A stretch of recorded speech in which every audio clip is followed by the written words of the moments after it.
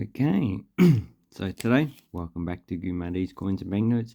In today's video, we have the $2 from 2012. So, $2 coins, the Elder type. So the Elder has the original, not a common coin to collect. The only one that seems to be in demand is the 2011 and also the 1991. There were no 1991 $2 issued for circulation, so they're all in uncirculated coin sets and proof sets. But this year is one of the low mint years of this coin. The other year is 1993, 2000. They seem to have around about 5 to 6 million. And most other years are pretty common. So this, in general, they issue at least 20 to 40 million of these denominations every year. Because in general, if you're going to make change, you need two coins. Like if something costs, I don't know, $21, obviously you pay $25, you're going to get $4 change. And it's the same 20 cents. Usually you get two of them for the in your change. 10 cents, usually get one. The same with the 5 cents and the 50 and the $1. So that's why the mintage seems to be higher in the 20 cent and the 50 and the $2 coin. Okay, so for this year, they only minted, if you look up on Instar, 5,900,000. So that makes this coin not scarce, pretty common, but not as common as the 2009, which they issued 74,500,000. And in 2010, they issued 36,397,000. And from my memory, they issued the 2009 coin up until 2012 because they just minted so many of them and there was no demand. So that's why the 2011 2012 had a lower mintage. Also, there was, I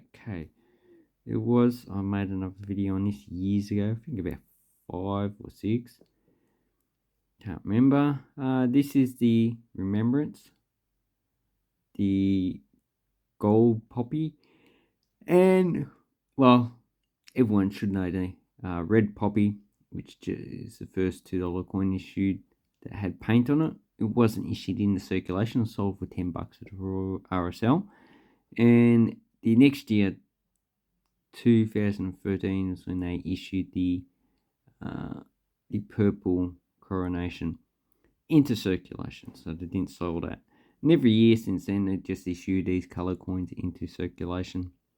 There's 5 million of these coins, and these ones don't have any demand, so people don't want them because they're just easy to get in the circulation. So if you're looking at these coins and wondering what the denomination is, just lift it up, look at the rim. If it's like this, small reeds, it is a $2 coin. If it has a lot more reading, it's a $1 coin. And the only other coin in circulation on this planet is similar, is the Swedish 10 krona. And I haven't got one out. I should make a comparison. Okay, so that is done with. What we should look up now is, coins for sale. So you put in Elder to weed out the poppy coins, and most of them, the high mint ones, are the proof coins. And then you got this first junk on eBay, $40 for an, looks well circulated. This one uncirculated, $39, $35, blah blah blah. Now the number issued for uncirculated sets is just looking it up. Okay, so you got about 9,000 in proof baby sets, 21,000 in baby uncirculated sets, and 44,750 in beautifully uncirculated. So not a hard coin to get. And here we have trying to sell 2 coins together for nearly $15. They look in horrible condition. They look like they've been cleaned, but I would say it's just been worn so much. But most of them on circulation are in high grade. $12, yeah, blah blah blah. So there's nothing really outrageous apart from that $40 coin. And this one looks like a computer generated, and yeah, still high price. Although if you put, 2009 $2 for this price of 74 million, that would be really outrageous. Okay, so there's nothing really special about this coin. So, okay, we want the filter, and we see what's sold. Okay, yeah, the rolls, not surprised. Graded coins have their own price. Proof and circulated. Now, so what you're looking for, EF, $5. Yeah, looks pretty good. This one you can't tell because it's just computer image. What, $5 for this one? Low grade coin? Nah. So, yeah. Rare. That is not a rare coin, it is common. Okay, $2.90, not even worth selling it for that. Okay, so these are probably real prices. $2 for that. Definitely don't put it on eBay for the actual price of its face value. Just going to lose money. Okay, so not too many have sold. I would say probably for a good coin, $5 is good enough. Oh, they have the new $2. Okay, and really the only thing you can go and look for on these coins. So you need to, now this is prevalent on 2001, but you might also look for it on other years.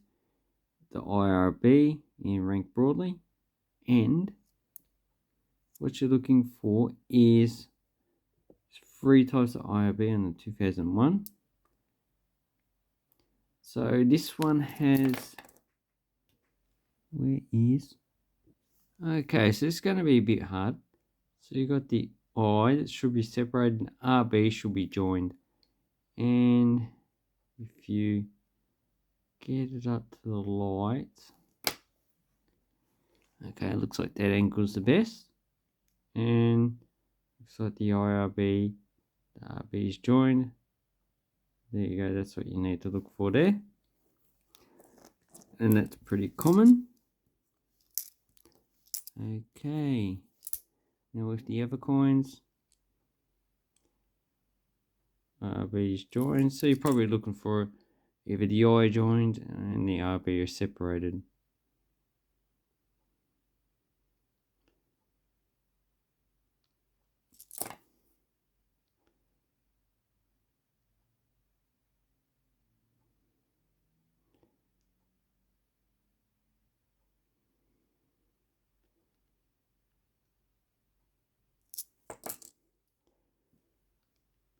Okay, so